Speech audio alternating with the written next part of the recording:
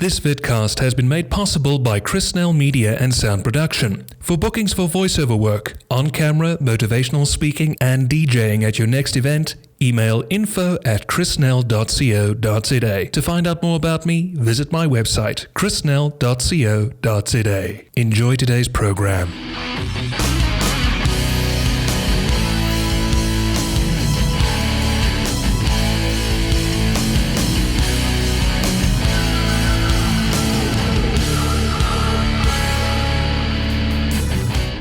Well, that is.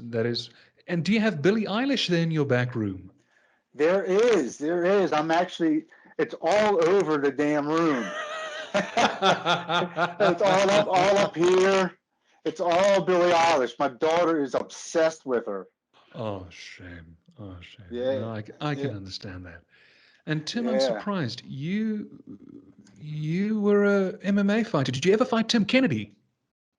No, he was UFC. He was big time. I fought. Which promotion did you fight for? EFC, Extreme Fighting Championships, and Warrior Challenge out of Virginia. So, kind of local East Coast kind of a deal, and then CFFC, which is Cage Fighting Fury Championships, and usually. Okay, right. Now, if I would have done this in my 20s, who knows what would have happened? But I did this in my 30s, okay. So and that's considered old in that sport. Well, it technically is. Whatever. It's a younger man's sport, as so they say it. But I wanted to do it in my 30s just because I was missing sports. I was missing competing. Sure.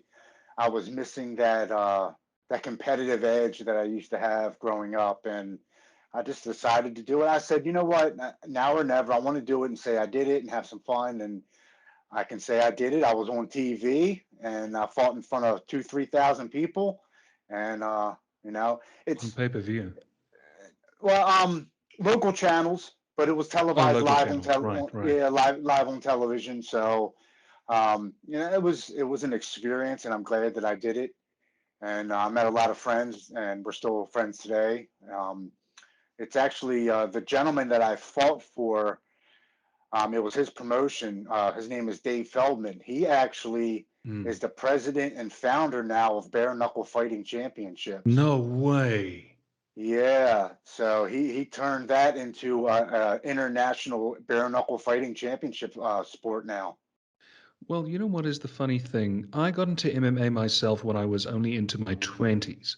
The MMA craze more or less exploded in my native country at the same time that it did when Dana White took over Zuffa, and when Zuffa began taking over the big fighting promotions of USC.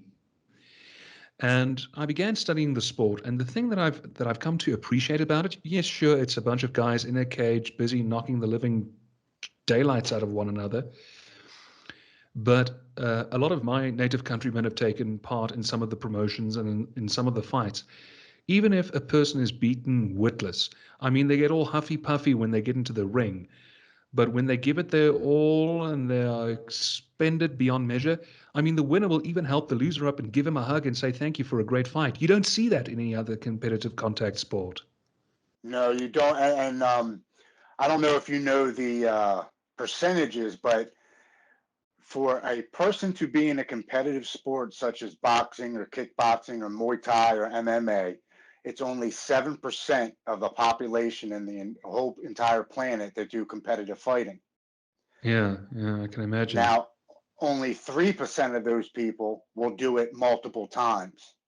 Sure. So it's a very, very small percentage of human beings that actually stand face to face with somebody else and fight each other. So the respect is because of that, is because it's not too many people are willing to put that on the line. There's something about stepping into a cage and you hear that door slam behind you and you hear that lock that is it's primal. It's now or never.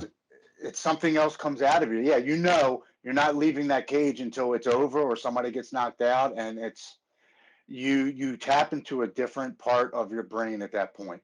The primal brain, I'd like to think. the primal Absolutely. brain. It's fight or flight, and usually it's no flight, it's all fight. Absolutely. But I mean, all those athletes, they give it their all. And I mean, I can name them on the tip of my fingers. Kamaru Usman, one of my favorites, apart from Tim Kennedy, is Derek Lewis.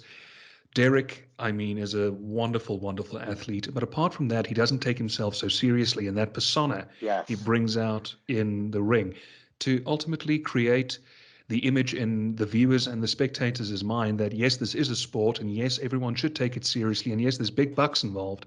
But outside the ring, everyone is friends and everyone supports one another for their efforts. It's all just the hubbub behind it, rather the macho bravado is make believe like what is with WWE, but the athletes actually really respect one another. And sure, nowadays you see on WWE, for example, all the behind the scenes stories of how the wrestlers actually appreciated one another, but when they're in the ring, you can see within a one split second that those shots are fake, with the exception, of course, when they jump on each other or they tumble off of a ladder or whatever the case may be. But you said something of a guideline. When you and I spoke with Daniela, you said you actually came from a good home. You were absolutely um, athletic crazy, but there was a problem. Your dad left, and you would wait for him. Tell us a little bit more about that story. Yeah, so like I told you, 7 years old, my father and mother got a divorce. And I didn't know why. I was a young child. All I know is my mom and dad were getting a divorce and my dad was moving out.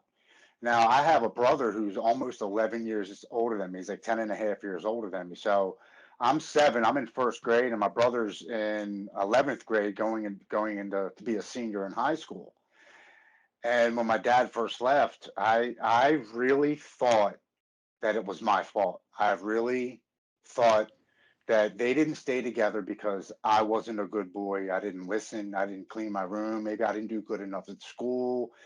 I always wondered why he left me at such an early age, but he stuck around for my brother to be a teenager. Like, what was wrong with me? And Mm, I really did take that to heart for most of my life, from the age of 7 until I got into my 40s. I genuinely really thought I had something to do with my father leaving. It wasn't until I started to lose control of my drinking and drugging, and I started downward spiraling. right. And I started to talk to my mom, and she would be like, "What's going on? What? This was before I went to rehab. Do you need help? Do you need to go away? Like, what's on your mind?" And I said, it really bothers me that dad left when I was 7. I really think I had something to do with it. And she looks at me and she says, "Son, you had nothing to do with that. Your father had other women on the side, and I couldn't take that anymore. It had nothing to do with you. He loves you. He always have loved you, but your father was selfish and egotistical and always worried about himself, and I just couldn't take that anymore. So it was ultimately my decision to tell him to leave, but you had nothing to do with that. And I wish you would have came to me years and years ago so I could have told you that, because I honestly did sometimes use that to drink and drug. I would I can get in relate. my I did the yeah, I same. would get yeah, I'd get in my depression modes or in my really sad modes, and I'd be like, well, my own father didn't love me. If my own father, my own parent didn't love me, who cares if I get messed up tonight? Who cares if I get drunk or pass out or get in a fight or get in trouble? My own parent didn't care about me. Why should I care about myself? Right, right. And I did. I mean, Logical question. yeah, most of the time I did it because I was an addict, but there was times where I would use that as fuel to use drugs or alcohol. Absolutely. Of course. Of course, I understand that. And just to divert quickly, when, at what age did you realize that you were bipolar? You said you were bipolar type 1. Yeah, so I originally found out at the age of 14. Um, Quite a young my age. mom, yeah, I found out at 14. I was deep in sports at that time. At 14, I was an amateur skateboarder. I was sponsored by a bunch of people down here in Baltimore, and I was also on the boxing team here in Maryland. So I was deep into boxing, and when I won, I would be on this manic mode for weeks, thinking I was just unstoppable, unstoppable. And then when I lost, I would be in a deep depression for weeks. It wasn't a couple days, it was 3 weeks, 4 weeks long, a month long. And my mom finally realized, she's like, that's not normal, son. Like, you should be getting over it a lot quicker than you should. But you're taking 3 to 4 weeks, and you're taking it to heart. And I'd stop going to the boxing gym for 2, 3 weeks and not boxing again. She's like, that's not normal. You're supposed to get over it and move on. So she told me at the age of 14, and they diagnosed me with bipolar manic depression.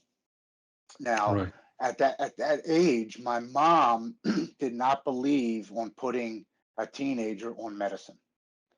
Mm. So As we they opted normally do. out. Yeah, we opted out on not taking medicine. And I dealt with that from 14 up until 18 until I joined the military. Now, I did not tell the U.S. military that I was diagnosed with bipolar disorder because I would have You not didn't. been able to join the military. No, no, Wow. that is a psychological elimination. If you have any type of psych, uh, like if they diagnose you with any type of psychological disability or illness, you will not be able to go into the military. So I withheld that from the military. Wow. Yeah. Goodness So gracious. and And you then were in the when Marines. yes, I was in the United States Marines, right? Yeah. And then when I got home at the age of 21 and I went into that deep depression, we went back to the doctors. Um, After, like I told you, I got so depressed, I got my stepfather's gun and put it in my lap, and I was contemplating using it. And luckily, my girlfriend came over and took it from me. And when my mom came home that day, I told her, I said, something's wrong. Something's going on. I'm fairly severely depressed. I'd stopped showering. I stopped shaving. I wouldn't leave my bedroom. I was drinking and drugging again. And we went back to the doctors at age 21. And that's when they re-diagnosed me with bipolar 1 disorder. And at that time, they got rid of the manic depressant, I guess, kind of stigma. They just called it bipolar 1 or bipolar 2. And Mm. bipolar 1 is the more significant disease of bipolar. Bipolar 2, you still have your up and downs, but they don't last as long and they're not as significant as bipolar 1. I hear you. Um, my manic modes, they would last for days on end. Like I wouldn't be able to sleep. I would start something and I'd have to finish it. Even if it took me, 24 hours, I wouldn't sleep. I'd just keep going and going and going. It was almost like I was on speed, to be I can honest with you. understand. Yeah. Or I did cocaine or something because I would just go, go, go. Right. You were And then consistently on that speed. once that manic mode left, I would drop so deep, and then I would be in this depression, and it was one extreme to the other. It was like I was either on top of the mountain or I was in the ocean on the bottom floor. There was no middle ground. Not like a normal person would have ups and downs, in life. You get happy, you get sad. I would get extremely manic or extremely depressed. Mm. Um, Mm. and I'm so glad now that at age of 46 that I'm on the medicines that I previously was on before in my 20s and 30s, but never worked. And that's because I was drinking and drugging, you Right. And you know. said at one point that you actually advised people that be honest with your doctors. Tell them if you if you're drinking that they prescribe you the recommended dose of, say, lithium or clozapine or whatever the case may be, so you can effectively control your moods. Something in that line. It is so important to be honest with your doctors. I would go back, like I told you, 30 every 30 or 60 or 90 days, whatever the doctor would tell me to come back as to update to see how my medicines were working. And every time I would go back, I'd say they're not working. Something's wrong. I'm still sad or I'm still having manic modes. Well, if you don't tell your doctor, hey, I'm smoking pot, or I'm taking painkillers, or I'm doing cocaine or heroin, or I'm drinking every day. It does not matter what milligrams or what cocktails of medicines that they're going to put you on. They will not work because they are not designed to work with alcohol and drugs in your system. So Mm. please, if you are put on any type of psychiatric medicine, it is imperative that you're honest with your doctors. There is a reason on the side of the bottle it says do not use drugs or alcohol with this medicine. Now, me being an addict, I always looked at that as, oh, well, that means it's going to intensify the effects. Oh, So even fuck. better for me. So I drink on it and this, that, because intensifying the effects is what I wanted. Right. I wanted more and more and more. But I can't tell you how much more at peace I am now in my life, how much more stable I am, You show how it. much more how much more happy I am, not being on drugs and alcohol and being able to take the lowest doses of my medicines that I've ever taken in my life. I'm only on 5 milligrams of Lexapro for my bipolar and 100 milligrams of Seroquel for the psychotic episodes and manic thoughts and racing thoughts. That they're the lowest doses that they give you, and they work for me. And can I ask, when was the very last time that you've had a manic episode? I'm assuming it's been a long while since you've gotten sober. It has, but I will tell you this. I have had to catch myself in sobriety, um, Meaning? with working out. I have found myself one time. I went 6 weeks in a row, no break, 7 days a week, 2 hours a day, and I had to pull back. I was like, wait a second, this is kind of an addictive personality coming back a little bit. This is kind of a manic thought process that I'm having. I need to take a step back and make sure that I'm on a regimen of 4 days on, one rest day off, 4 days on, one rest day off. I had to tell myself to take a break because I want to say I got super dedicated and focused, but at the same time, with having bipolar, that focus sometimes turns into obsession. Yeah, I And can understand. obsession can be a dangerous place to be sometimes. Even though it's for a healthy reason, you can take that healthiness to a not so healthy level. Sure, too much of So a good thing is a bad thing, ultimately. absolutely. So I did have to pull the reins back a little bit on going every day. So now I do 4 days on and then I take a day off and then I go back for four and then take a day off. And I've been doing that for like the last 5 months now. And that seems to really work because I'm able to do all my body parts within 4 days and then have a nice rest and relaxation day, let my everything heal and recoup and then start my process over again. And that seems to work for me. Some people go every other day. Some people do 5 days on, 2 days off. I found that the 4 on, 1 off really seems to help me and work for me. And that now I really look forward to having the day off. I kind of miss Sure. going to the gym on that day, but I have to tell myself, I need to relax. It's a reward for me busting my butt every day, and I get a day Sure. to relax. So Well, I have to agree with you on the 4 days and 1 day off. I exercise myself. I took it as as both a guide of meditation in the sense of when I do that 40 minutes or that I do that hour and a half, you know, you know this. I mean, you're preparing for your first competition, as I'm to understand, as I read on social media. After you yes, done do that 40-minute session, let's say, or 45 minutes, the endorphins are flowing all over the show, but your mind is as clear as what you oh, cannot describe. You can perform like nobody's business. There's not a thing literally keeping you down. The world is your oyster. But then again, when you wake up that next morning after that good sweat intense workout and those muscles start to contract after tearing, that giggle you says know it. what? You get used to it, and then you kind of don't. Last week I did my calves really good, and Ouch. The next 4 days after that, I was at work up and down a ladder, and I was cussing myself for 8 hours a day for 4 days. I was every time I stepped up that ladder or came down, I was like, ow, ow, ow, ow. I was like, oh my god. But it's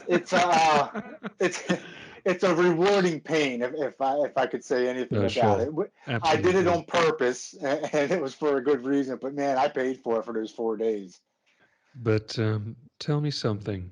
You and I have something in common. We both attempted suicide. I tried it at 17 and again at 21. You, at one point, you just said you had it, your stepfather's gun in your lap, but there was ultimately everything spinned out of control, and um, ultimately you decided to bring an end, but there was a saving grace. Tell me more about that, Tim. Yeah. So well, the second time I tried it, I did it, but I woke up. I got to a point in my life where I had torn my rotator cuff in my last mixed martial arts fight, Mm-hmm. and I had to go have major surgery on my rotator cuff, and that started a 4-year long prescription pill addiction that the doctors were giving to me every month. Oh no. And like every good addict, I wouldn't take one every 4 hours. I was taking two and three every 4 hours, Uh-huh. and I would finish my prescription, 10 days, 2 weeks before the doctor would refill it. So I'd have to go out to my buddies and get them to give me whatever I needed to hold me over till I got my prescription filled. And on top of that, I was drinking 12 to 18 beers a day and smoking probably at least a quarter of weed every single day. Holy shit, you And weren't pulling punches. no, no, there was at one point I was probably smoking almost a half an ounce of weed a day. I mean, it got bad. But it got to the point where I got scared. I was like, man, I'm taking all this pain medicine and I'm drinking a 12 pack, sometimes 18 beers a day. This shit's going to kill me. Like, I literally got scared. And I remember thinking to myself, I'm not going to die in my sleep. That's not how this is going to happen. If I'm going to die, I'm doing it my damn self. And I reached over on my nightstand and I grabbed my bottle of 20 milligram Oxycontins. And I remember pouring the bottle out and counting them. There was 18 of them. And I took all 18 of them and I went out into my living room and I guzzled a 12 pack of beer probably within 45 minutes to an hour. I just slammed them all. And I went and laid in my bed and I remember praying. I said, please, God, don't let me wake me up because I don't want this pain anymore. I can't do this anymore. Please don't let me wake up. And I woke up the next day. I can't tell you how or why. I mean, I know now why, but I didn't at the time. And I was so lost. But when I did wake up and I went into the bathroom, I grabbed my refill of 30 that was sitting on the counter and I dumped all 30 of them down the toilet. And I remember looking in the mirror and telling myself, I don't care how bad this gets. I'm never taking pain medicine again. And for the next 10 days of my life, I was probably the sickest I think I have ever been in my entire life. The throwing up, the going to the bathroom, the nausea, the insomnia, the sweats, the fevers, the jitters, the chills, the whole flu-like symptom times 10 coming off of opioids after 4 years. And it's been 8 years since I've touched any pain medicine, but I wasn't able to stop the alcohol. I kept going with the alcohol and I kept smoking pot. And that's when it led me to me going on my ride in my truck because I was lost one day. I didn't know why I was here. You know, I was able to stop the pain pills, but why couldn't I stop drinking? Why didn't I have the strength to stop drinking? What was going on? And if there was something else out there, why was it continuing to let me hurt myself and continue drinking? If there was such thing as a God or something spiritual out there, why was it allowing me to go through so much pain? So that's when I jumped in my truck the one day and took a ride through the park. And if you remember, I went driving through the park and got to a tree where my friend had lost his life at the age of 18 in a car accident. Mm. And I get up to the tree, I'm touching the tree with my hand, and I'm saying, Bill, I need a sign that I'm not alone, that there's something else out there. Please let me know that there's a purpose, that I have a purpose in life, that there's something watching over me, because I'm lost. I can't stop drinking, and I just don't know why I'm here. And when I go to leave the park, and I can't drive and I'm crying, I pull over and park my vehicle. And 10 minutes later, a car pulls up and he's right in front of me. And I see the gentleman getting out of his vehicle, and he opens up the back door to get his dog out. He's going to go walk across where the water is. And I look up, and I'm like, man, he looks familiar. And I get out of my vehicle, and it dawns on me it was my best friend who had lost his life in 1996. It was his father. And this is March 16th, 2017, 21 years later. I hadn't seen this man since the day of my friend's funeral. And I say, Mr. Bill, is that you? And he looks at me and he's like, Timmy, what's wrong? And I fall to the curb and I'm crying. "Oh, I'm an alcoholic. I'm an addict. I can't stop. I don't know why I'm here. I don't know my purpose." And as he walks over to me and he puts his hand on my shoulder, he explains to me that, Timmy, I'm not supposed to be here this morning. I'm supposed to be in South Carolina at a family reunion trip. My wife came to me in a dream last night and tells me to come here this morning at 10 a.m. to walk the dog. I believe I was sent here to see you. And I said, Mr. Bill, I just stopped at Billy's tree and asked him for a sign to tell me that everything was going to be okay, that there was something else out there. And we hugged and we talked for 10 minutes. And as I left the park, I had about a 5 to 10 minute inspirational period where I figured, man, it's going to be okay. There's something else out there. Something's watching over me. I do have a Mm. purpose. Mm. And as that 10 minutes goes, my addictive personality and my mental illness steps in and plays its little mind trick on me and says, well, you don't have to stop drinking then, because you're being watched and everything is going to be okay. You're being protected now, so you can continue to drink. So for the next 4 years, I drank the most alcohol that I've ever drank in my entire life. And after, wrecking my truck twice and my wife kicking me out and me sleeping in my vehicle for 2 days, my friend Brandon calls me and extends his hand and tells me, hey, you need to get on this plane tonight. I have a plane ticket sent for you.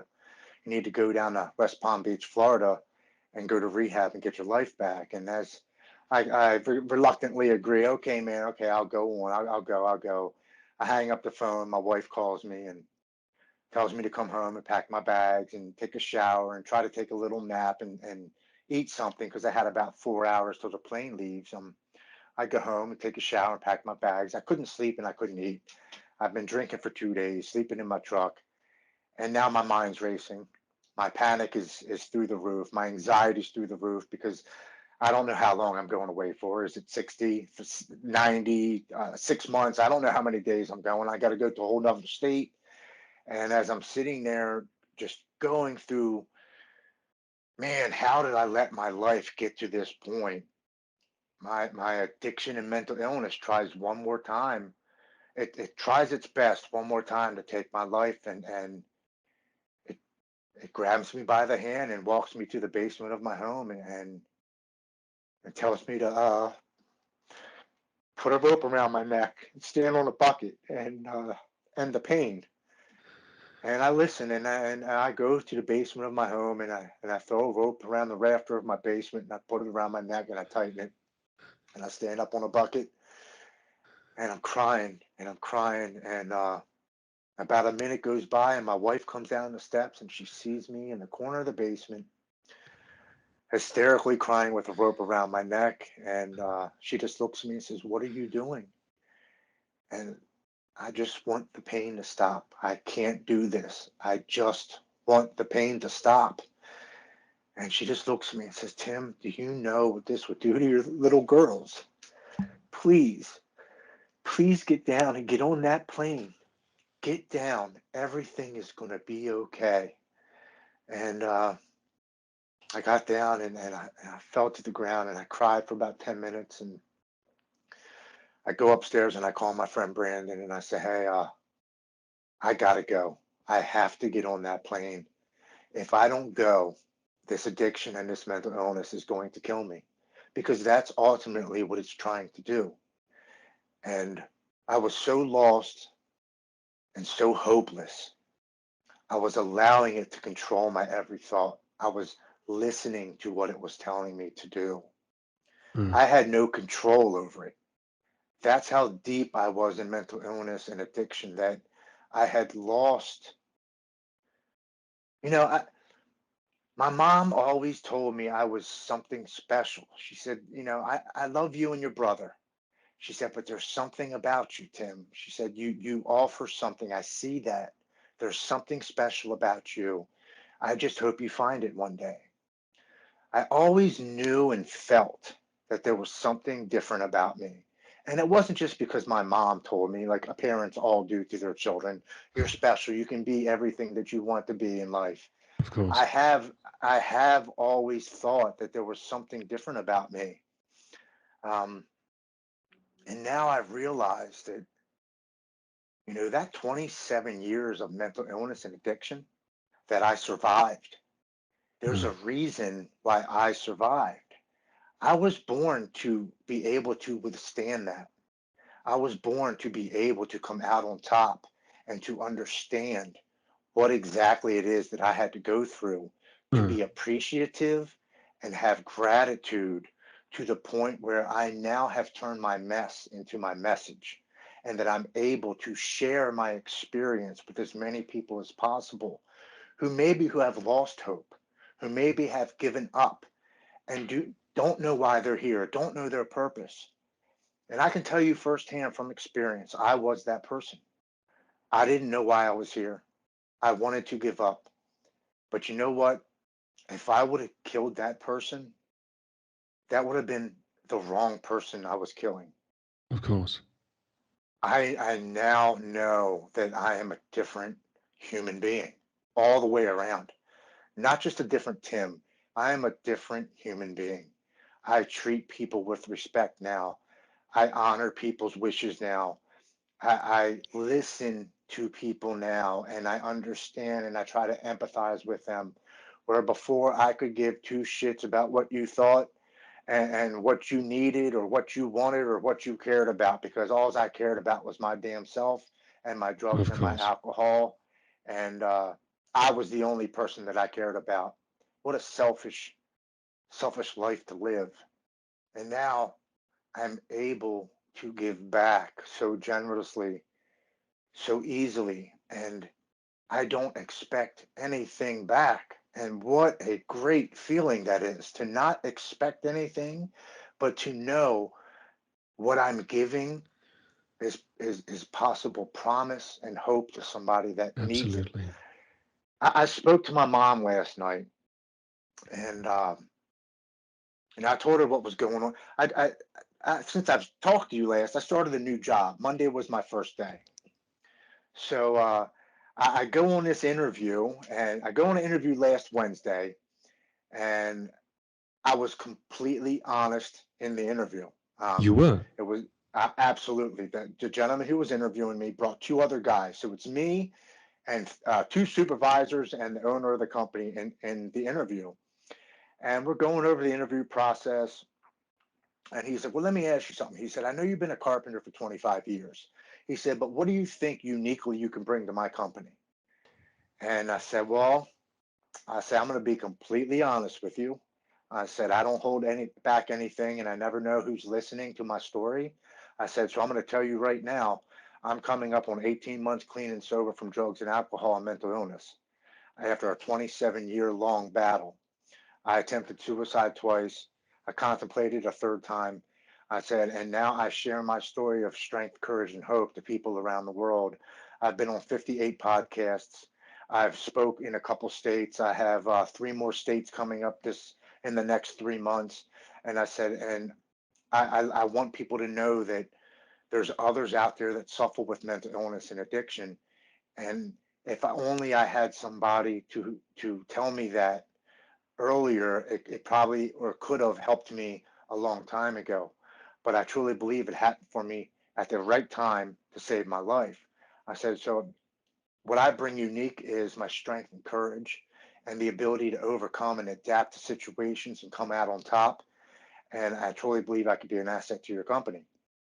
And 5 minutes later, um, he's like, "You're hired." And he looks at the supervisor and he's like, "What do you think we should bring him in at?" And the supervisor said a number, and he says, "No." He said, "We're bringing him in $5 more than that." And the supervisor looks at him. He goes, "Nobody makes that." And he says, "No." He said, "I have a feeling about this guy." He said, "This guy has some talent." He goes, "We're gonna do something with him. We're gonna put him on a fast track to management or this, that." He said, "We have a future with this guy, and I believe in him, and I'm taking a chance. I'm rolling the dice." After the interview, as I'm leaving, after I get my paperwork, I take the drug test, which I gotta say is the first time in my life I was able to take a drug test and not be shitting bullets and sweating myself that I was gonna fail it.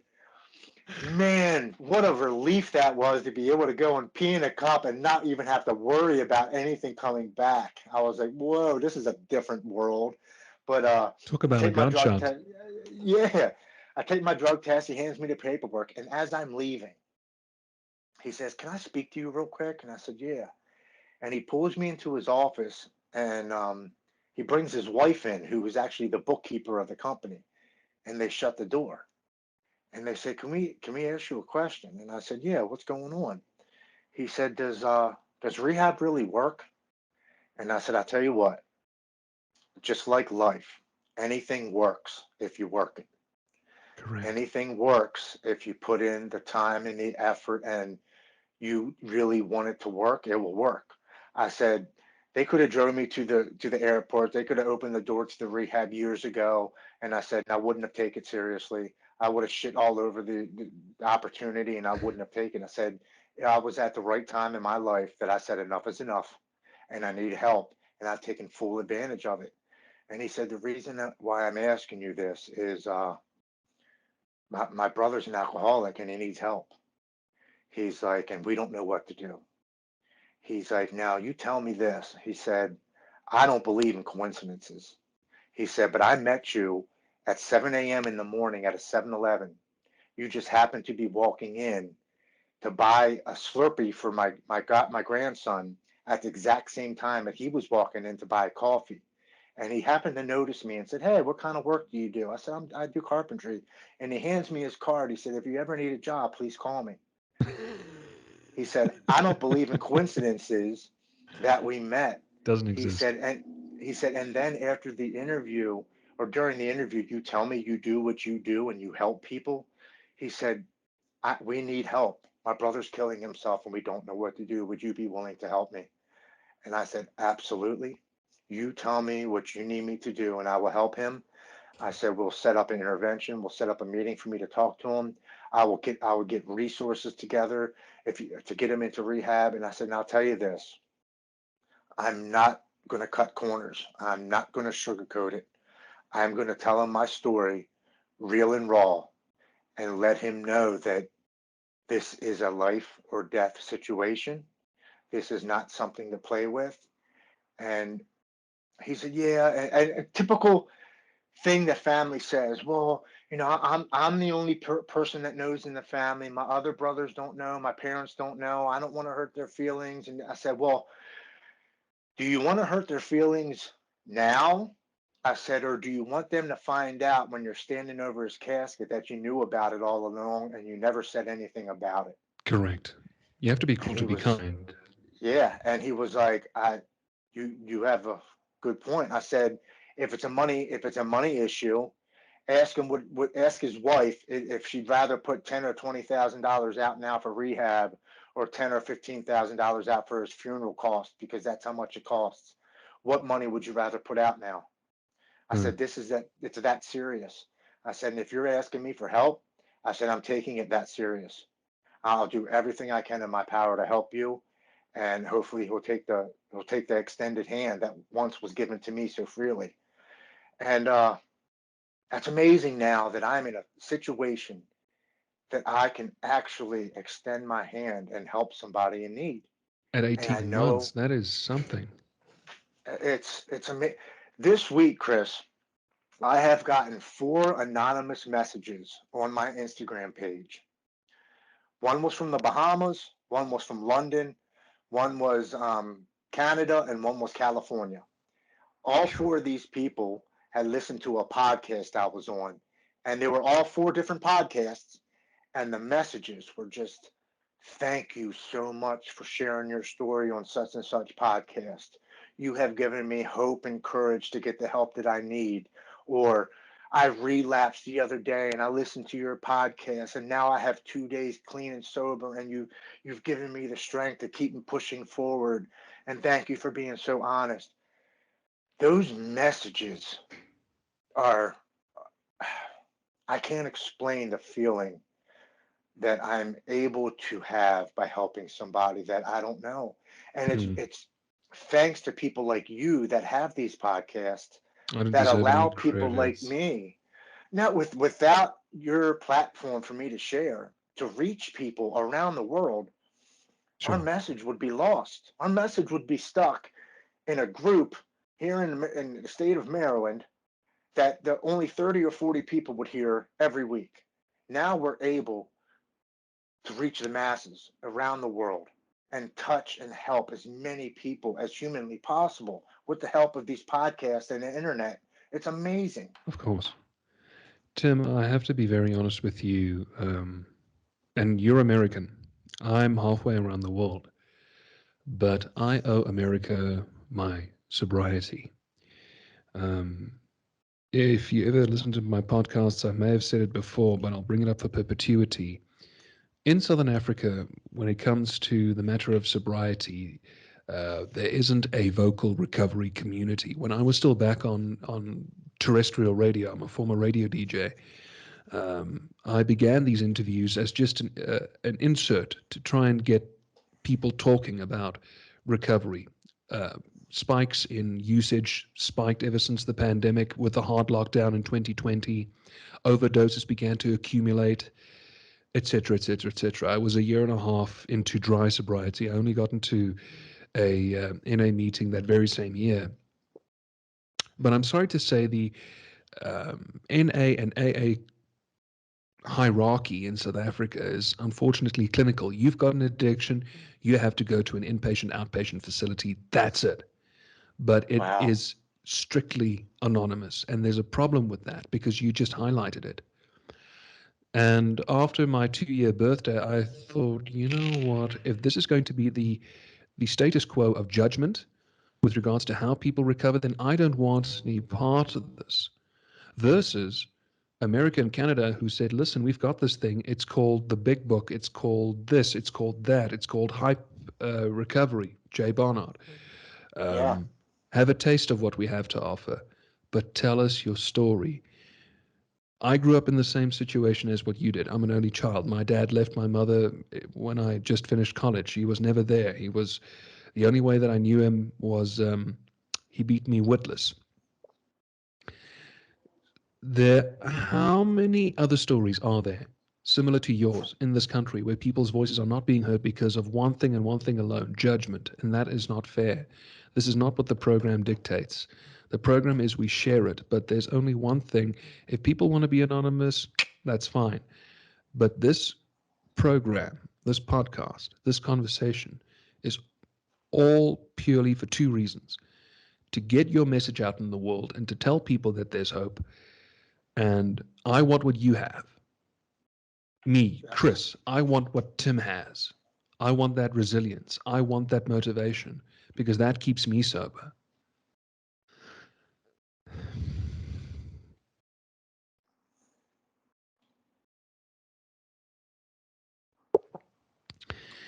And I'll never be able to repay that. I'll never be able to repay that. And that's why I do this show. You I have are to repaying tell it. you, before we did the show, I was in the supermarket this morning just doing some odds and ends. And I say this because you served in the Marines. You were on deployment in Somalia, as I'm led to recollect.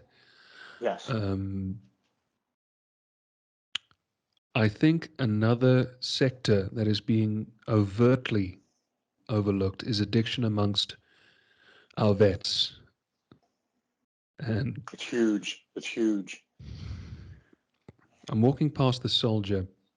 He's a lance corporal out in an Air Force base just around the corner from where I live. Well, I say around the corner, let's say 10 miles. If there's one big regret that I have is never having had the opportunity to serve. All my family members served. I come from a background of police officers and teachers and soldiers. It is my duty to show my appreciation to those soldiers who have given their lives. But when they came back from wherever there was, you name it, Somalia, Operation Desert Shield, Desert Storm, Iraqi Freedom, a lot of them have ended up on the streets, tossed away like nothing. And what they've done for us is not only for America, those soldiers fought for me too. And their voices are not being heard. That is so Sorry, accurate that it is so it hurts my heart, honestly. And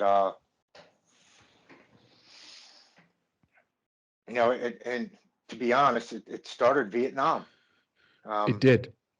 Those guys came back and they were shunned and they were discarded. And it was not And their fault. no, they were doing what they were asked to do. They were brave men who went someplace that most of them did not want to go and fight a war that they did not want to fight. And when they came back, they were treated like degenerates and baby killers and just Dope a addicts. low part of life. And I want to touch on that. Please do. So I read something the other day actually about the Vietnam veterans. So in the Vietnam War, they said 80% of veterans used heroin. Okay, they did. It was over there.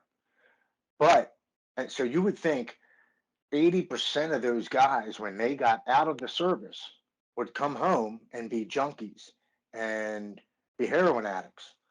Well, out of those 80% that used, only 20% of those people actually ended up continuing to use heroin. So what they were showing was their where they were, the mental stress that they were under, Big the time. the place where they were.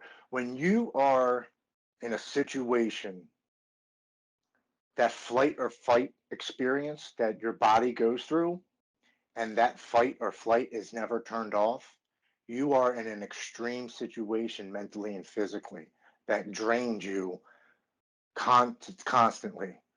It doesn't ever go off, and I can see why those guys turn to something to ease that pain. Maybe even it was just to get 2 or 3 hours sleep because they'd been up for several days, worrying about when the next bomb was coming in, worrying about if they were going to get ambushed tonight while they slept and killed. But only 20% of them continued to use when they came home. So is addiction, are we born with addiction?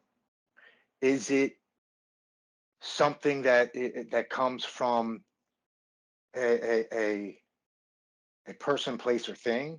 Our surroundings, who we hang out with.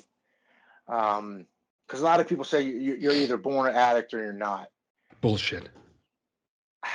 Right. So my hands are up on that as well. It's because a Tim, lot of people.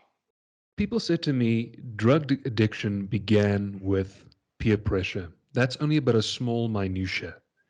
Right. I would like to present you with another dimension, and I don't want to come across as antagonistic. I just become very passionate with regards to things like this. If you have been subjected to extensive trauma, what is the immediate outcome? Using your example, trauma bonding. Because who do you talk to? With those memories that consistently sit here, which is the most powerful instrument in the human body, the human brain. What is the outcome if you've got no one to talk to? It's the three R's: the roof, the river, or the revolver. You and I have been in that situation for so long, up until the time that we got sober. So there's an escape. Um, I interviewed one of the survivors of the Columbine High School massacre and the horrors of what has been told unto me with regards to, even though there was counseling supplied by local government to try and counsel the kids after that shooting incident, a lot of them still chose to numb. Addiction is not a choice. It's the, in my opinion, if I could stitch it in proper wording, it is a factor of trauma bonding to try and numb from the memories of the past. There's I always an would agree. underlying cause for addiction and alcoholism, I think. No, absolutely. Addiction is a byproduct of something else that has happened to you in your life, the trauma, loss of life, things that you don't want to deal with. So instead of dealing with it, you numb the pain out and you forget about it and forget about it. And before you know it, 5 years has gone by and you've been using this drug or alcohol to numb the pain. And as we all know, when you do that, it compounds on top of each other, and you feel worse than you did when you did before. So you do more to get those feelings away. So you stop thinking about, oh my God, I just wasted 5 years of my life doing the same thing. And you don't want to think about it. You continue don't want to think about it. You just want to keep pushing all those Mm, memories away. And like you said, that the mind, wow, how powerful is that mind? you're telling It me. in my addiction, I allowed my mind to control me. And in my sobriety and recovery, I am learning to control my mind, which is a humongous leap and bound step for me. When I have a negative thought come in my brain, I count to five and I count backwards. And it has been scientifically shown it interrupts your thought process. So if you're thinking something negative, you say 5, 4, 3, 2, 1, and you automatically replace that with something positive. It switches your brain and you start thinking about something positive, and within 30 seconds that negative thought is out of your head. When they say your mind is powerful, it is the most powerful thing that we have. We use, as you know, only 10% of our brain power. 10%. So that just shows you how powerful we truly are. And a lot of us let that 10% control us. Correct. Absolutely correct. And now I want to talk about recovery, because here's some of the things that I enjoy about recovery is, first of all, discovering gifts that I never even myself thought I had, which is an IQ above average. Um, I love art. I just love drawing and I love painting because, like you said, that feeling of to excel is not a replacement addiction, but I just love that comforting balm that it provides me. It helps me shut my mind off from everything else for a couple of hours. I love to write, and knowing that you can use these talents to help someone else. You know, I would like to surmise that one of your gifts in recovery is your mouth, because you are a gifted storyteller and you tell stuff with unbelievable chronology and coherency. What do you think are some of the gifts that you've gotten in recovery so far in your 18 months and counting?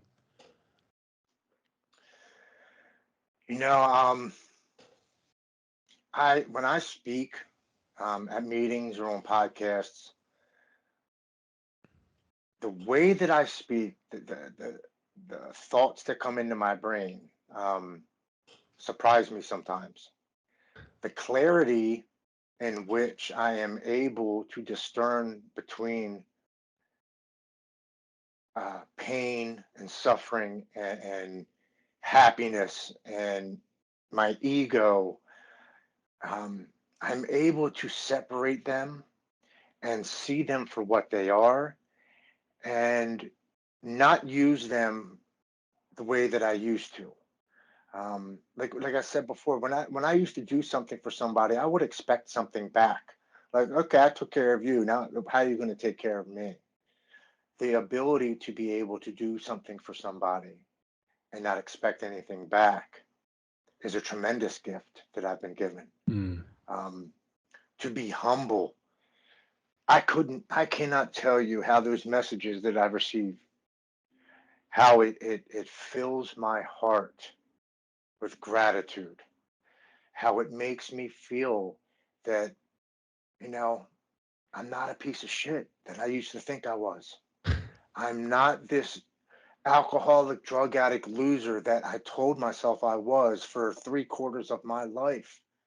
There is a genuine, caring, loving person that's always been inside of me that I drowned in alcohol and drugs that I didn't want to know. They say there's something very dangerous with a man who knows his masculinity but is in touch with his feminine side. That's the true True. power. They know who they are, and they're not scared to show either side.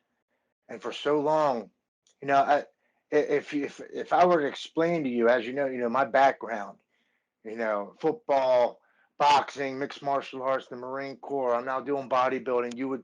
A lot of people tell me, oh, you're one of those alpha male people. I'm a man's man, this, that, and the other. But I'm so caring. I'm so loving for my family and my friends and people that I don't even know now.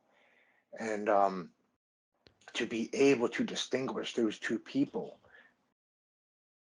it's such a gift. I know who I am now when I Mm. didn't know for so long. That is the true gift. I love myself for the first time in my life. I am able to look in the mirror and be proud at that person who stares back at me. I couldn't tell you how many times I didn't even want to look at the mirror because I hated that person. I thought that Mm. person in the mirror was a complete piece of shit and they didn't deserve to live. And the gift of gratitude, man. I was always that half glass full guy. Where's the rest of my drink? Where's the ice cubes in it? Why isn't it spilling over? But now when I'm thirsty, as long as there's something in that cup to quench my thirst, I am a happy person. And I am thankful that there was something in that cup to quench my thirst. And I don't need more. I don't want more. I'm given exactly what I need in life. And Mm. I'm happy with everything that I have. I always was that. I want a bigger house. I want more money. I want a fancy sports car. Man, the fact that I have a home, the fact that I have a vehicle, the fact that I have loved ones that love me and I get to share my life with them, I cannot ask for anything more. I really, truly can't. I have everything that I need in life, and I always had. I was just blind by alcohol and drugs. Mm. And it didn't allow me to see how precious my life is and what a gift I've been given. And now that I do see that so clearly, I have to give back. Mm. I have to. I have to let people know that we're all unique in our own way. We all have a special gift to share with the world. Don't be ashamed. Don't be embarrassed. Talk about your feelings. Share your feelings with your friends and your family. And we help each other.